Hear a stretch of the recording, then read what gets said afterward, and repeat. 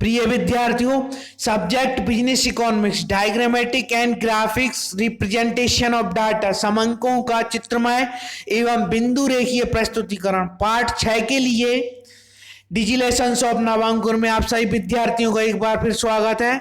देखिए, पिछले वीडियो में आपने जो देखा था, उन वीडियोस में क्या था, समंकों का चित्रों के द्वारा प्रस्तुतिकरण किया गया था। अर्थात विभिन्न प्रकार के ज्यामितीय चित्र थे, आयत, वर्ग वगैरह, दंड वगैरह थे। लेकिन इन आने वाले वीडियोस में आप जो है समंकों को बिंदु रेखाओं के द्वारा प्रस्तुतिकरण को समझने वाले हैं। बिंदु रेखाओं के द्वारा किस प्रकार से प्रस्तुत किया जाएगा। दोनों प्रकार का जो है प्रस्तुतिकरण अलग अलग है, दोनों प्रकार के प्रस्तुतिकरण के प्रभाव अलग अलग हैं। तो हम देखते हैं, प्रारंभ करते हैं इसको, बिंदु रेखीय प्रस्तुतिकरण को। देखिए, स्क्रीन पर आप देख रहे हैं बिंदु रेखीय प्रदर्शन से आशय, अर्थात इसका मतलब क्या है कि समंकों का बिंदु रेखीय प्रदर्शन क्या होता है, इसका अर्थ लिखिए। और स्क्रीन पर दो शब्द लिखे हुए हैं कि प्रदर्शित सांख्यिकीय तथ्य आदि, है ना। तो इन तथ्यों, इन शब्दों से हम बिंदु रेखीय प्रदर्शन का एक उचित अर्थ तैयार कर सकते हैं अपनी भाषा में। तो देखिए क्या होगा, जब सांख्यिकीय समंकों को बिंदु रेखाओं के माध्यम से प्रस्तुत किया जाता है तो उसे बिंदु रेखीय प्रदर्शन कहते हैं या प्रस्तुतिकरण कहते हैं। इससे होता क्या है, इससे समंक प्रभावी होते हैं और अच्छे आकर्षक होते हैं, जिसको हर आम व्यक्ति आसानी से समझ सकता है। तो इस अर्थ को भी हम तैयार कर सकते हैं, या फिर आप स्क्रीन पर देख रहे हैं जो टेक्स्ट के रूप में प्रस्तुत किया गया बिंदु रेखीय प्रदर्शन का आशय, उसको भी तैयार कर सकते हैं।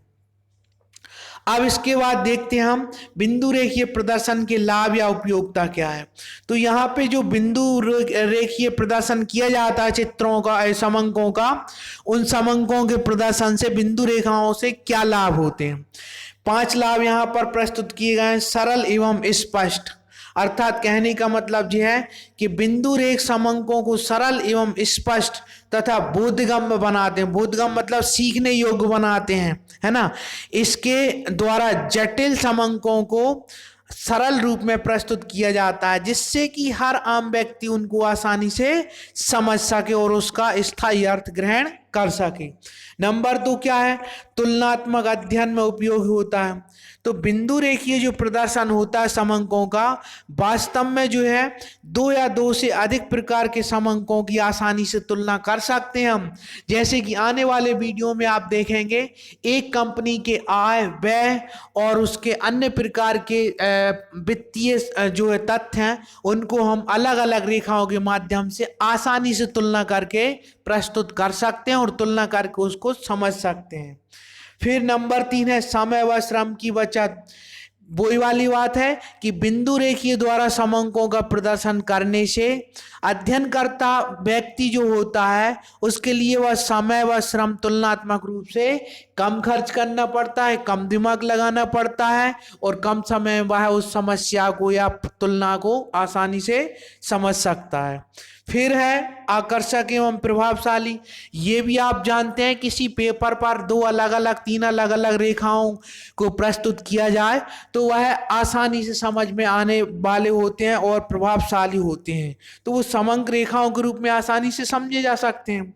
फिर नंबर 5 है वास्तविक स्थिति का शीघ्र ज्ञान।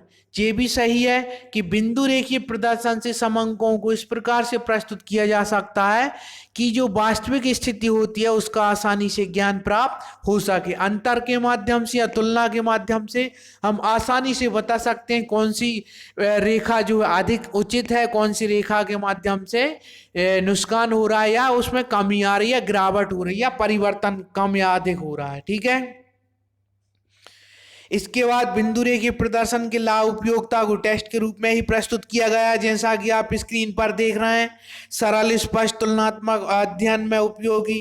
इस प्रकार से 8 बिंदु दिए गए हैं। इन 8 बिंदुओं में से आपको केवल कितने करना है, 5 बिंदु तैयार करना है। फिर अगला प्रश्न देखिए आप, बिंदु रेखीय प्रदर्शन की सीमा है या कुछ दोष हैं, है ना। सीमा है, दोष एक ही होते हैं। तो कौन से दोष हैं, हम इनकी चर्चा करने वाले हैं। नंबर 1 है शुद्धता की जांच कठिन। शुद्धता की जांच कठिन, अर्थात कहने का मतलब यह है कि बिंदु रेख श्रेणी में होने वाले परिवर्तन का प्रदर्शन मात्र होता है, इससे वास्तविक मूल्यों का ज्ञान नहीं हो पाता। इसलिए वास्तविक मूल्यों का प्रयोग ना होने से बिंदु रेख की शुद्धता में जो है कमी आ जाती है, उसकी जांच हर आम व्यक्ति नहीं कर सकता। नंबर 2 है भ्रमात्मक निष्कर्ष। भ्रमात्मक निष्कर्ष में भी क्या होता है, कभी कभी रेखा एक जैसी बना दी जाती, उनमें कोई विशेष रंग अलग प्रयोग नहीं किए जाते या विशेष संकेत ना होने के कारण क्या होता है, उनमें भ्रम उत्पन्न हो जाए। वास्तविकता पर प्रभाव, अर्थात कहने का मतलब यह है कि वास्तविकता पर प्रभाव किस प्रकार का रहता है। बिंदु रेखीय चित्र को आकर्षक बनाने के लिए विभिन्न प्रकार की रेखाओं, रंगों का एवं डिजाइनों का उपयोग किया जाता है। ये विभिन्न प्रकार की आकर्षक रेखाएं कई बार क्या करती हैं, वास्तविकता को भ्रम में डाल सकती हैं और उनमें भ्रम उत्पन्न कर सकती हैं। फिर उसके बाद है उद्धरण के रूप में प्रस्तुत ना किया जाना, अर्थात कहने का मतलब यह किसी तथ्य की पुष्टि के लिए बिंदु रेखाओं को उद्धरण के रूप में प्रस्तुत नहीं किया जा सकता, वो केवल रेखाओं के रूप में ही प्रस्तुत हो सकती हैं।